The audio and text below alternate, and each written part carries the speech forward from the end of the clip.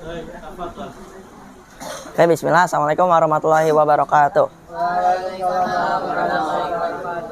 Di sini saya akan menceritakan sirah nabawiyah.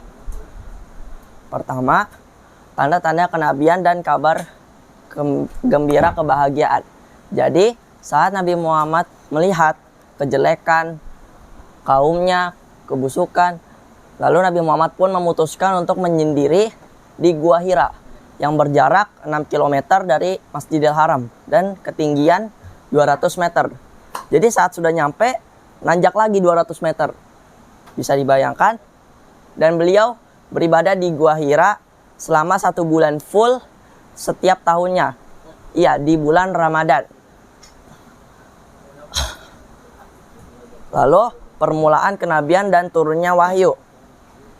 Jadi saat beliau beribadah di Gua Hira, malaikat Jibril pun mendatangi beliau dan berkata untuk menyampaikan berita kenabian dan wahyu. Nah, wahyu yang pertama turun adalah mimpi yang baik. Lalu juga ada peristiwa di mana malaikat Jibril menyedekap Rasulullah SAW. Jadi disedekap dan malaikat Jibril bilang Iqra, baca. Lalu namun Rasulullah tidak bisa membaca. Lalu didekap lagi makin keras dan dilepaskan. Lalu didekap lagi, baca. Tapi Rasulullah tidak bisa, aku tidak bisa membaca. Lalu makin keras dilepaskan lagi. Begitu terus sampai 3 kali. Setelah itu Rasulullah pun langsung menuju Khadijah, istrinya. Sampai di situ diceritakan kejadian yang baru saja dialami. Setelah itu Khadijah pun menemui sahabat atau kerabat dekatnya, yaitu Waraqah bin Naufal. Nah, Waraqah bin Naufal ini bisa berbahasa Nasrani. Saat beliau menceritakan kejadiannya dengan Waraqah bin Naufal, Waraqah bin Naufal ini bilang bahwa malaikat itu adalah An-Namus, yaitu malaikat yang diutus Allah untuk Nabi Musa. Andaikan aku masih kuat dan hidup, aku akan membantumu saat kaummu mengusirmu. Setelah itu Rasulullah pun pergi. Namun beberapa hari kemudian Waraqah bin Naufal pun meninggal dunia. Nah, sejarah dimulainya kenabian dan turunnya wahyu. Jadi peristiwa sebelum itu malaikat Jibril didatangi Rasulullah, didatangi malaikat Jibril itu terjadi di malam Lailatul Qadar di bulan Ramadan. Jadi 10 hari terakhir di bulan Ramadan kejadian ini. Lalu berhentinya wahyu dan turunnya kembali. Jadi waktu itu setelah kejadian itu wahyu sempat berhenti dan tidak turun lagi. Itu membuat Rasulullah SAW pun sedih.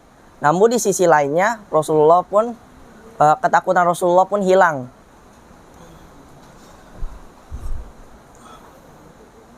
Lalu memulai aktivitas dakwah.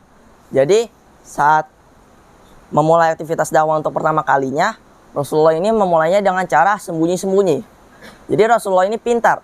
Kalau dia memulai dengan cara terang-terangan, maka dikeroyok gitu. Makanya dia memulai dengan sembunyi-sembunyi.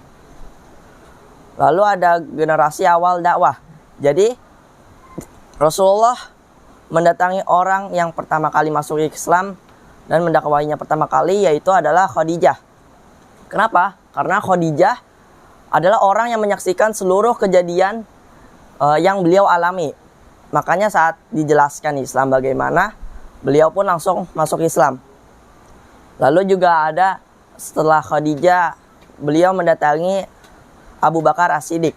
Karena Abu Bakar As-Siddiq adalah teman dekatnya. Jadi dia tahu akhlak Rasulullah ini seperti apa. Otomatis saat dijelaskan, beliau pun langsung Abu Bakar pun langsung masuk Islam. Lalu setelah Abu Bakar masuklah sahabat-sahabat yang lainnya, seperti Ali bin Abi Thalib, Zaid bin Harisah, Umar bin Khattab, Hamzah, dan seterusnya.